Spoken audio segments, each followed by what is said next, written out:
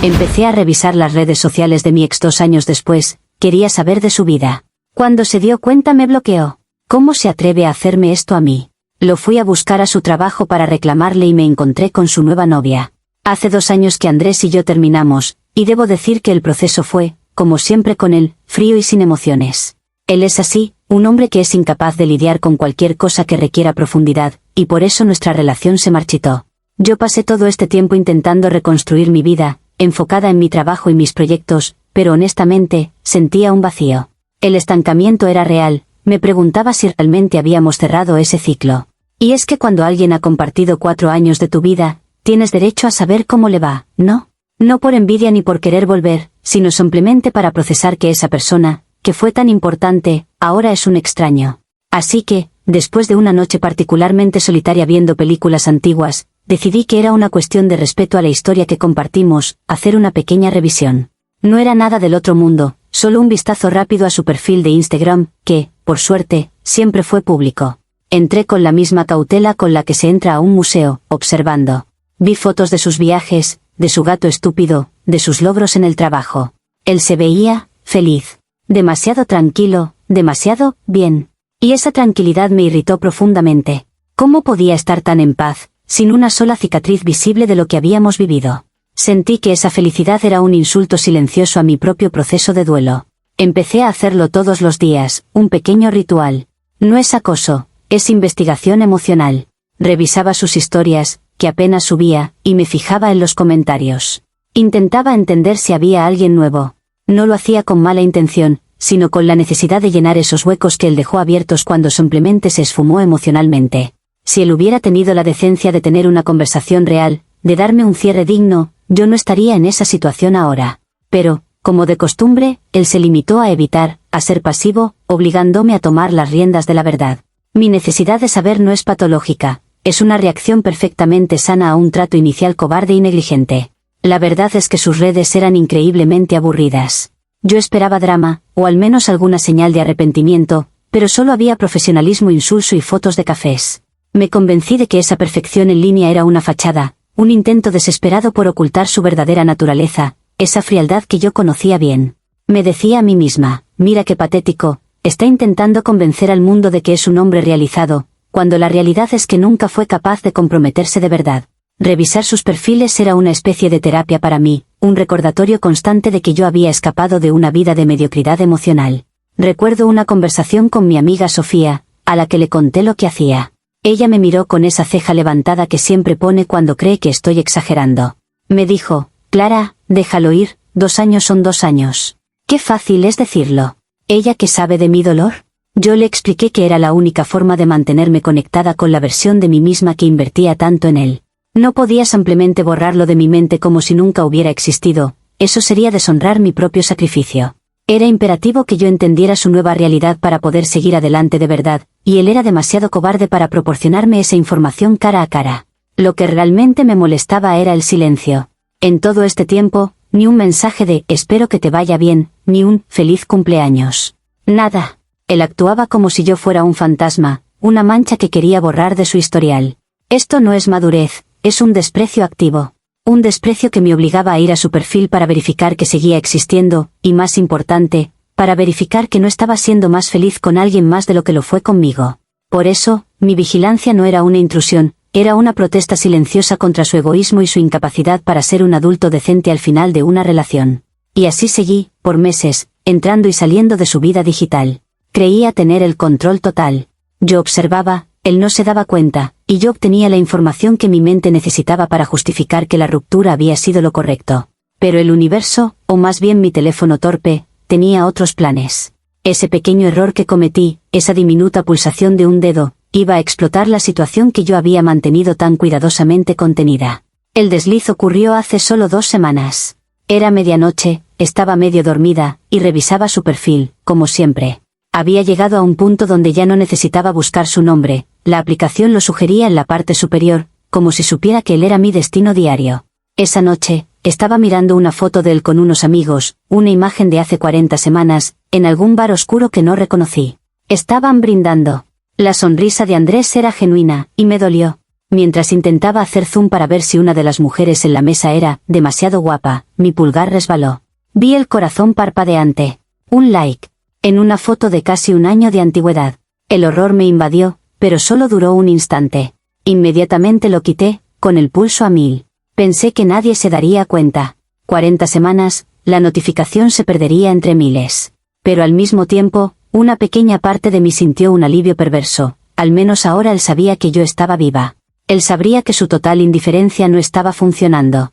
Si se daba cuenta, tendría la oportunidad de mandarme un mensaje, de preguntar si estaba bien, de ser, por fin, una cuestión de respeto hacia nuestra historia. Pasé las siguientes 24 horas en un estado de nerviosismo absoluto, consultando mi teléfono cada 5 minutos. Esperaba una reacción. Tal vez un mensaje por WhatsApp, tal vez un email. Oye, ¿viste la foto? ¿Estás bien? Algo. Pero Andrés era Andrés, el rey de la pasividad emocional. El silencio se prolongó. Me dije a mí misma, ¿ves? Es tan egocéntrico que ni siquiera revisa sus notificaciones. O peor, lo vio, pero simplemente decidió ignorarlo, reafirmando su desinterés cruel.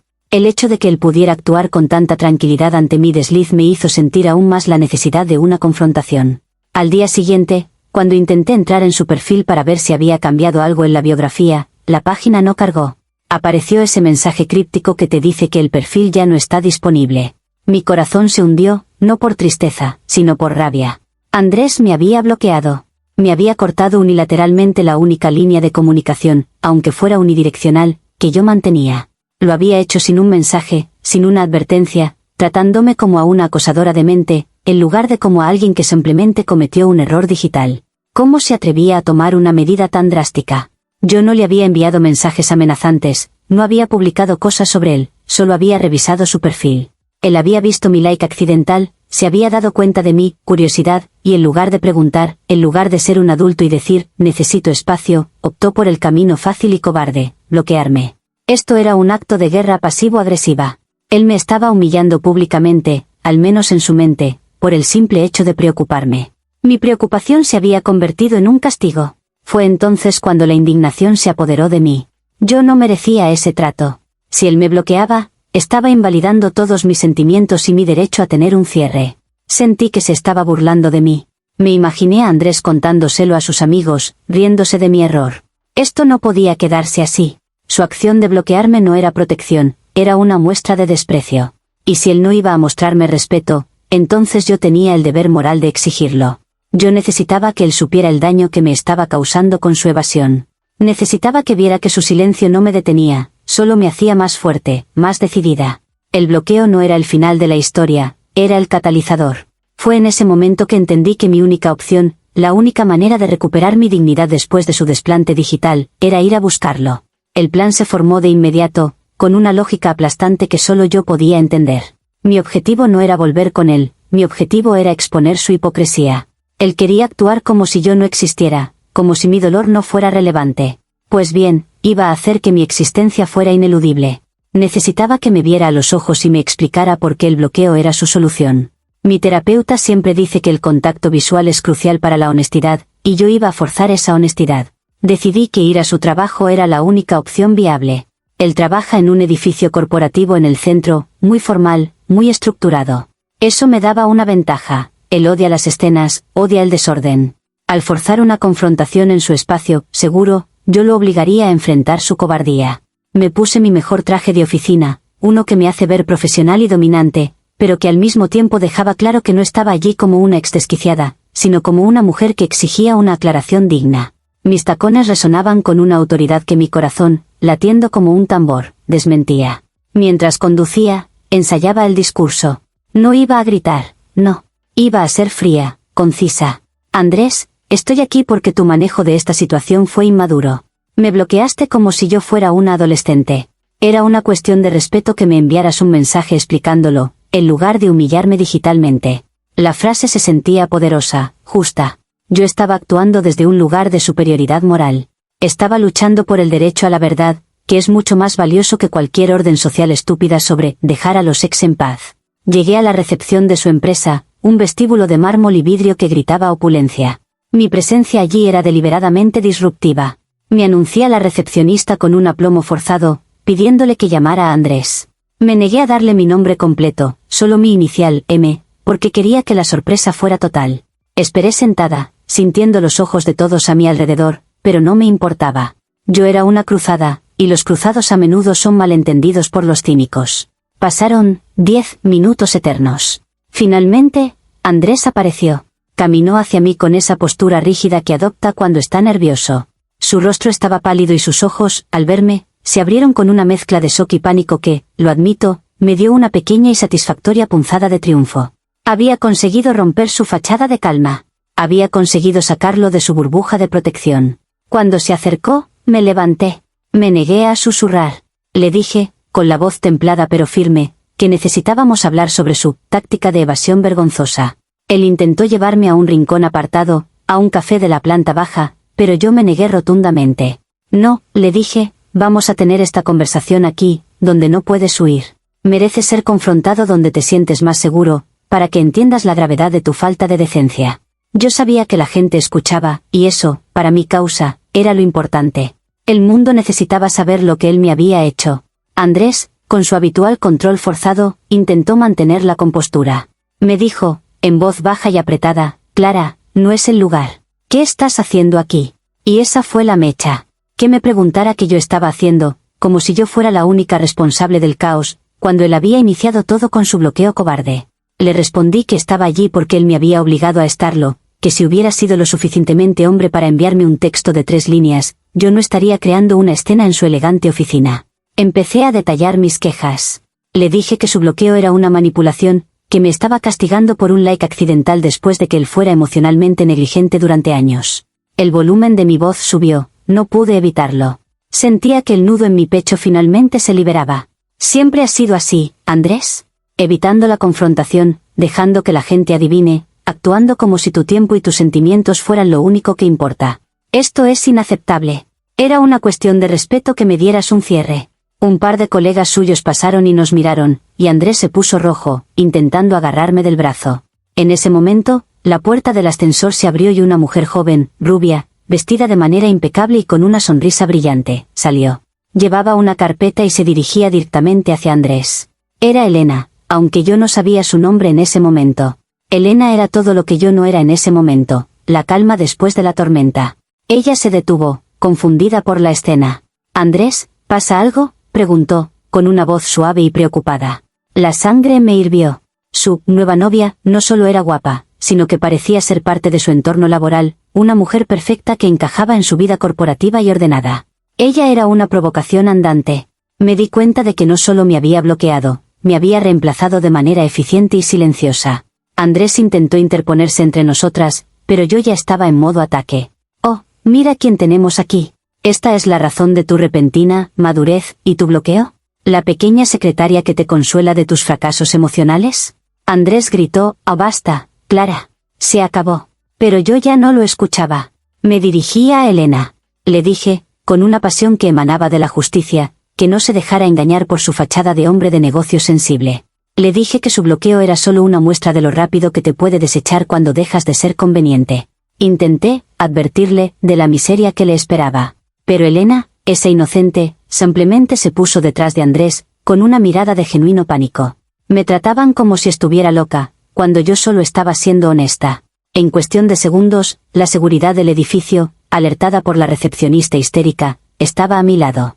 Me pidieron que me fuera. Mientras me escoltaban hacia la salida, me giré una última vez y vi a Andrés, con Elena aferrada a su brazo, mirándome con una mezcla de lástima y alivio. En ese momento, sentí que había ganado algo fundamental. Sí, me estaban echando, pero había roto su paz. Les había demostrado que no podían simplemente borrarme. El camino de vuelta fue un borrón. Mis manos temblaban en el volante.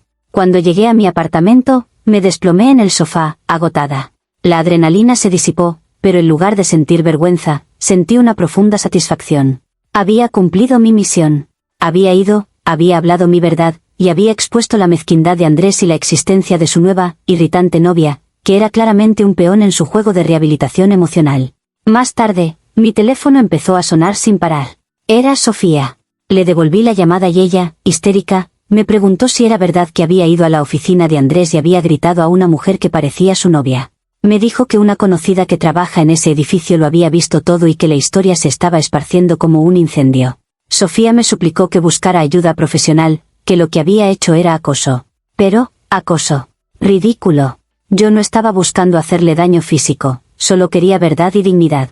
Le colgué a Sofía porque su perspectiva era demasiado simplista. Ella no entendía el nivel de injusticia que yo había enfrentado.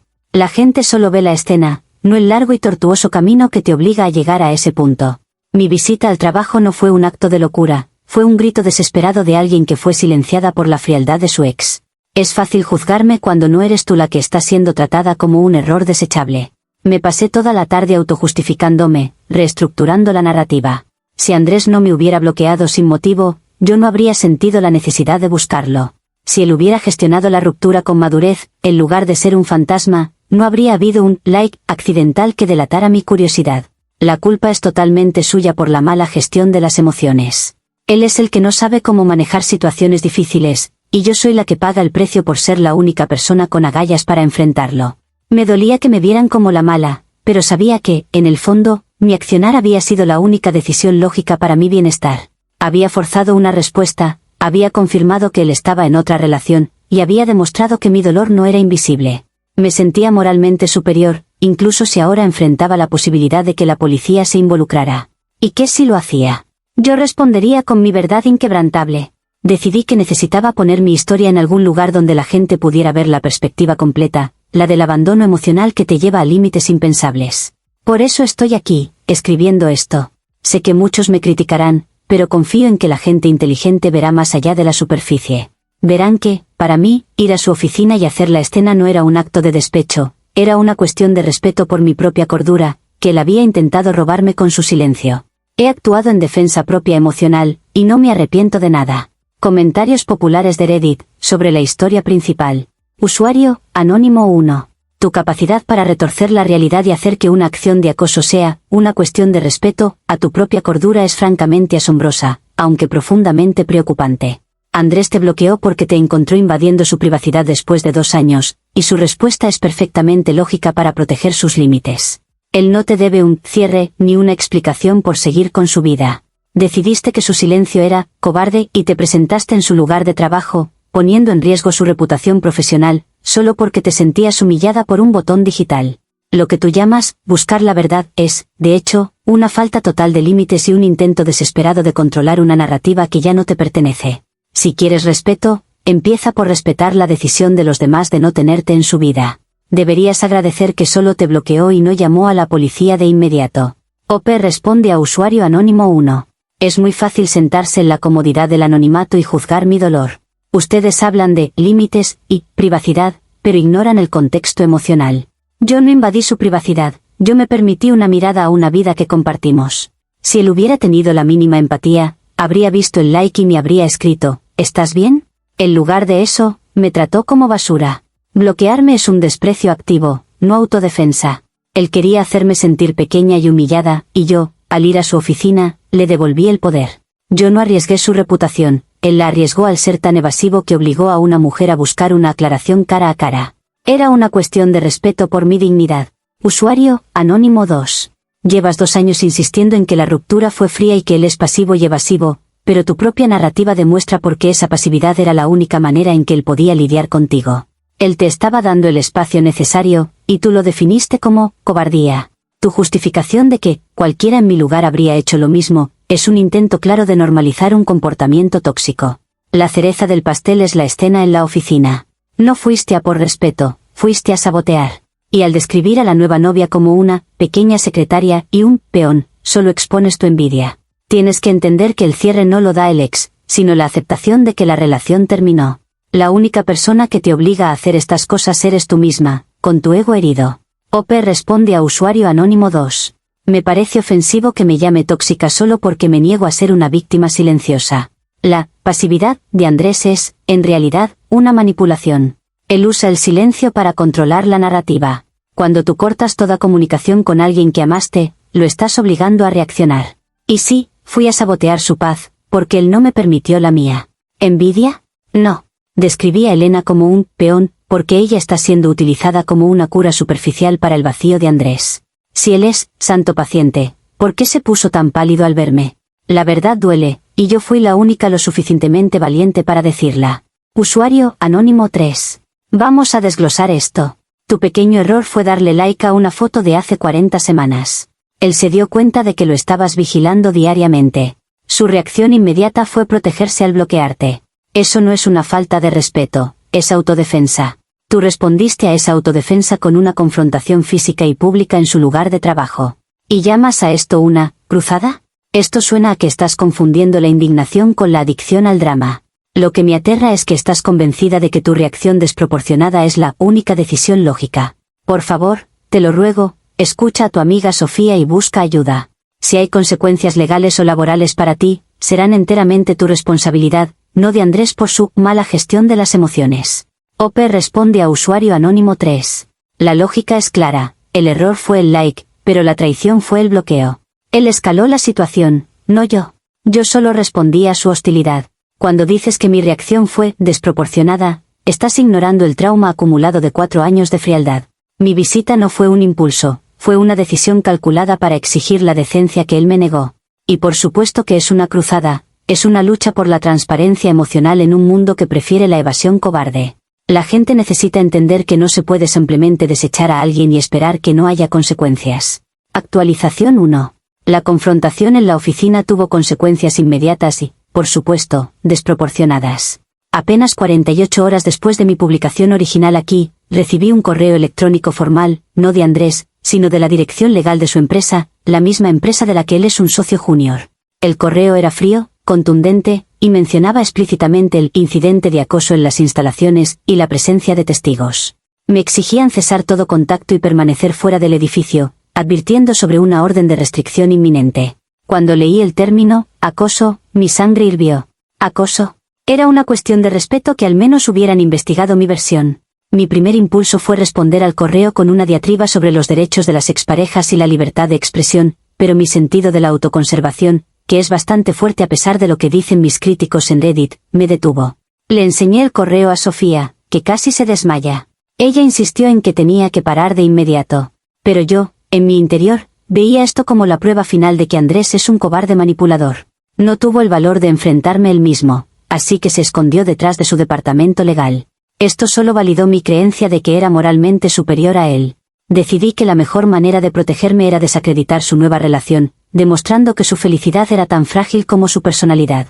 Si la nueva novia, Elena, veía la verdad, tal vez lo dejaría y la orden de restricción desaparecería por falta de motivación. Entré en LinkedIn. Encontré a Elena, consultora de proyectos, entusiasta de la sostenibilidad. Parecía sacada de un folleto. Le envié un mensaje profesional, formulado con mucho cuidado para evitar cualquier término que pudiera ser interpretado como amenaza o acoso, presentándome como una ex colega de Andrés con información crucial.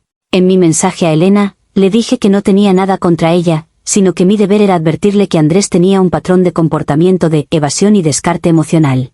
Le expliqué que él era encantador hasta que la gente dejaba de ser conveniente, y que su bloqueo de mí era solo el primer síntoma de un hombre que se esconde de la responsabilidad. Yo no estaba intentando hacer daño, estaba ofreciendo una advertencia de buena fe, la clase de advertencia que era una cuestión de respeto dar a otra mujer. Me presenté como su aliada, la única que la protegería de su futuro emocionalmente paralizante. La respuesta de Elena llegó a las pocas horas, y fue de una frialdad profesional escalofriante. Ella me agradeció, sinceramente, por mi preocupación, pero me aseguró que conocía muy bien a Andrés y que apreciaba que mi expareja le hubiera informado sobre mi necesidad de dramatismo y contacto forzado. Luego, y esto es lo más bajo, me dijo que había enviado una captura de pantalla de mi mensaje a los abogados de Andrés para que lo incluyeran en el expediente de acoso. Ella no fue una víctima inocente, fue una cómplice activa en mi humillación. Esa traición de Elena fue un golpe. Ella no solo ignoró mi advertencia, sino que la usó como munición contra mí. Me sentí completamente rodeada, como si el universo entero, incluido el peón inocente, estuviera conspirando para hacerme ver como la villana. Empecé a creer que tal vez la gente en Reddit tenía razón en una cosa: todos son ovejas que creen lo que ven en la superficie. Pero eso no significa que yo sea la equivocada.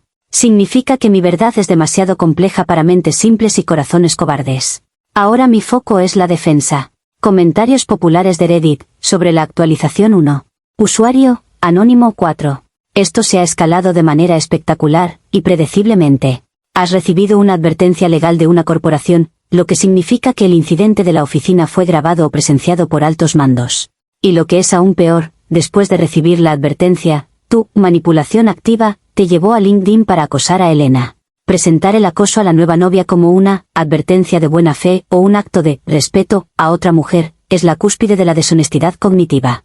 Elena hizo lo correcto, usar tu propio mensaje como prueba irrefutable de que sigues buscando contacto después de que se te ordenó no hacerlo. Asume tu responsabilidad. Tu cruzada por la verdad es ahora una orden de restricción inminente, y tú misma la has acelerado. OP responde a usuario anónimo 4. Si el incidente fue presenciado, entonces los testigos vieron que Andrés fue incapaz de dar una respuesta civilizada a una pregunta simple. ¿Acoso a Elena? Yo le ofrecí una perspectiva. Le di la oportunidad de ver la verdad sobre el hombre con el que está saliendo. El hecho de que ella haya preferido esconderse detrás de sus abogados en lugar de escuchar una voz de la experiencia solo prueba que es tan pasiva y cobarde como él.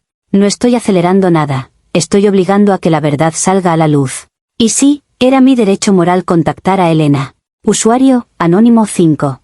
Es fascinante cómo describes a Elena, el peón inocente, no solo como una traidora sino como una cómplice.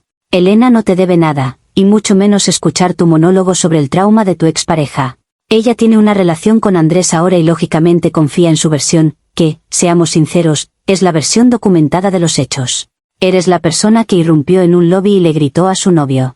¿Esperabas que ella te enviara flores y agradeciera el aviso? Esto no es una conspiración. Esto es el mundo reaccionando a tu falta de control. Tu superioridad moral solo existe en tu monólogo interno, y te está costando consecuencias muy reales. OP responde a usuario anónimo 5. Usted no entiende que el comportamiento de Andrés tiene patrones. Yo intentaba romper ese patrón para que ella no sufriera lo mismo. Pero claro, ella prefirió unirse a la conspiración de la calma de Andrés, fingiendo que todo está bien. Mi superioridad moral radica en mi honestidad, yo no escondo mis intenciones. En cambio, Andrés y Elena están jugando a ser la pareja perfecta para desacreditarme. Me da lástima que se presten a esto. No es envidia, es la frustración de ver la injusticia triunfar. Usuario anónimo 6. Tu respuesta al correo legal es un ejemplo de manual de negación. Te niegas a ver la gravedad de la palabra acoso, porque eso socavaría tu narrativa de justiciera. Estás confundiendo la justicia con la venganza.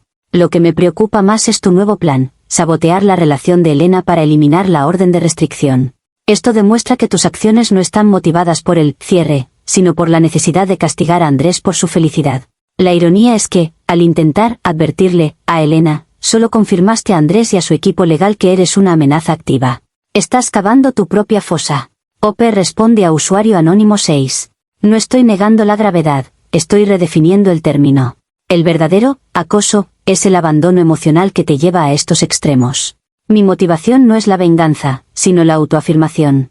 Andrés y su abogado querían silenciarme. Mi mensaje a Elena fue una manera inteligente de comunicar mi verdad sin violar técnicamente el cese al contacto directo con él. La gente como ustedes, que se conforma con las narrativas fáciles, nunca entenderá la necesidad de una lucha tan intensa por la verdad. Mi verdad. Actualización final. La orden de restricción finalmente se hizo oficial la semana pasada. No fue penal, sino una orden civil que me prohíbe acercarme a Andrés y a Elena, así como a sus respectivos lugares de trabajo. El hecho de tener un documento legal con mi nombre en él, que me acusa de acoso, me golpeó más de lo que quiero admitir. Tuve que cambiar mi ruta diaria al gimnasio y a la cafetería habitual, solo para asegurarme de no infringir la distancia mínima. Era una cuestión de respeto a la ley, aunque no respetara la premisa de la acusación.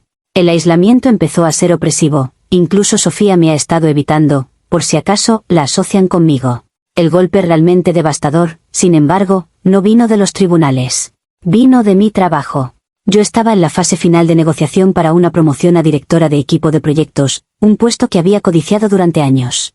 Hace 2 días, mi jefe me llamó a su oficina. Él se mostró incómodo, evasivo, muy al estilo de Andrés, lo que me irritó de inmediato.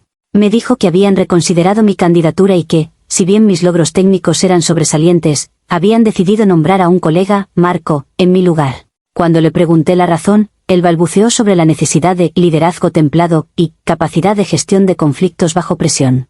Lo entendí de inmediato. Mi jefe tiene contactos en el círculo profesional de Andrés. La historia del incidente en el lobby de la empresa de Andrés, mi cruzada por la verdad, había llegado a ellos. No pudieron citar la orden de restricción directamente, por supuesto, pero la falta de juicio y control emocional demostrada en un entorno profesional se convirtió en la razón oficial para mi fracaso. Perdí la promoción por culpa del miedo de mi empresa a que creara un riesgo de relaciones públicas. Este revés me dejó en un estado de furia gélida. Había perdido la promoción que merecía. Había perdido a mi mejor amiga. Había perdido la libertad de movimiento. Y todo porque Andrés, en su egoísmo pasivo, no pudo ser honesto al principio. Sentí que había llegado al límite. Había dos caminos, hundirme en la depresión o hacer un acto final de autoafirmación. Elegí la segunda. Entendí que la ley podía controlarme físicamente, pero no podía silenciar mi voz. Decidí que necesitaba un acto final de cierre, que fuera inofensivo legalmente, pero devastador moralmente para Andrés. Creé una cuenta de Twitter completamente anónima, sin fotos mías, y escribí un ensayo melancólico y profundo sobre mi experiencia. Lo titulé, La tiranía del silencio y el deber de la confrontación. En el texto, sin mencionar nombres ni empresas, detallé cómo el abandono emocional puede empujar a las personas a buscar desesperadamente la verdad, y cómo la sociedad siempre culpa a la persona que hace ruido, no a la que usa el silencio como arma. Publiqué el texto y, para mi sorpresa, se viralizó en un círculo pequeño de profesionales que se sienten invisibles. Mi ensayo era lírico, dramático, y hablaba directamente a la sensación de ser borrado. En él, afirmaba que aunque perdí todo materialmente, moralmente yo era la ganadora porque luché por mi propia valía. Concluí que, al final, aunque haya sufrido pérdidas terribles, mi accionar fue la única forma de mantenerme fiel a mí misma. Era una cuestión de respeto por mi propia narrativa y mi historia. Andrés y Elena podrán tener su calma corporativa, pero yo tengo mi verdad, expuesta a la luz pública, y eso es una victoria que no pueden bloquear. Mi arco se cierra con la convicción inquebrantable de que hice lo correcto, a pesar de las ruinas que me rodean. Comentarios populares de Reddit, sobre la actualización final. Usuario, Anónimo 7. Es asombroso. El acoso llevó a una orden de restricción, y tu falta de juicio profesional te costó una promoción. Y aún así, logras culpar a Andrés por tu fracaso laboral. Tu jefe no te negó la promoción por conectes de Andrés, sino porque demostraste una inestabilidad emocional pública que te descalifica para el liderazgo. Tu ensayo lírico es la última manifestación de tu ego, disfrazando el acoso como una lucha por la transparencia. Lo que has hecho es usar las consecuencias de tus actos como prueba de que tienes razón. El mundo te castiga, y tú dices que es una señal de tu valentía. Estás completamente sola en tu fantasía. OP responde a usuario Anónimo 7. Usted no entiende nada sobre cómo funcionan las corporaciones. Mi jefe no estaba preocupado por mi estabilidad, estaba preocupado por la reputación. Y el incidente en el lobby solo existió porque Andrés no manejó las cosas con madurez. Mi ensayo no es un disfraz, es la verdad cruda de lo que sucede cuando te obligan a luchar. Ustedes pueden ver las consecuencias, pero yo veo la causa raíz. Yo estoy sola porque la verdad siempre es una carga pesada. Usuario, Anónimo 8. La ironía de que te quejes de la tiranía del silencio, y luego uses una cuenta anónima para publicar tu drama es palpable. No estás buscando la verdad, estás buscando la validación de extraños para justificar tu mal comportamiento. Andrés ganó porque te silenció legalmente, y tú perdiste porque tu comportamiento tóxico traspasó el ámbito personal. Él pudo seguir adelante en su vida y carrera, y tú arruinaste la tuya. La victoria que proclamas es hueca. Es la victoria de la obstinación sobre la sensatez. OP responde a usuario Anónimo 8. Usé el anonimato porque, como pueden ver, el establecimiento, los abogados, las empresas, trabaja para silenciar a la persona que es honesta. Es una táctica de supervivencia. No es buscar validación, es buscar resonancia. ¿Andrés ganó? Él está atrapado en una relación con una mujer que lo delata a los abogados. Yo soy libre, aunque sea costoso. Mi victoria es la integridad de saber que nunca me rendí ante la cobardía. Usuario, Anónimo 9. Tu arco de justiciera indignada ha terminado justo donde debía, en el aislamiento, convencida de que tienes razón mientras el mundo te da la espalda. El patrón está completo. El error inicial fue la curiosidad, la escalada fue el acoso, el castigo fue la ley y el fracaso profesional. Y tu respuesta final es la manipulación de la opinión pública. La frase recurrente, era una cuestión de respeto, es el epitafio de tu autoengaño. No es respeto, es la absoluta incapacidad de aceptar que tú no eres la protagonista de la vida de Andrés, y la rabia de que él ya te superó sin el drama que tú querías imponer. OP responde a usuario Anónimo 9. Me da igual si mi arco no les parece satisfactorio. Yo estoy satisfecha. El respeto que busqué fuera, de él, de la sociedad, lo encontré finalmente en mi propia firmeza. No me arrepiento de nada. Si la gente quiere llamarme loca por defender mi valor, que lo hagan. Prefiero ser la loca que dice la verdad que la cuerda, que vive en la mentira. Era una cuestión de respeto, y ese respeto ahora me lo doy yo.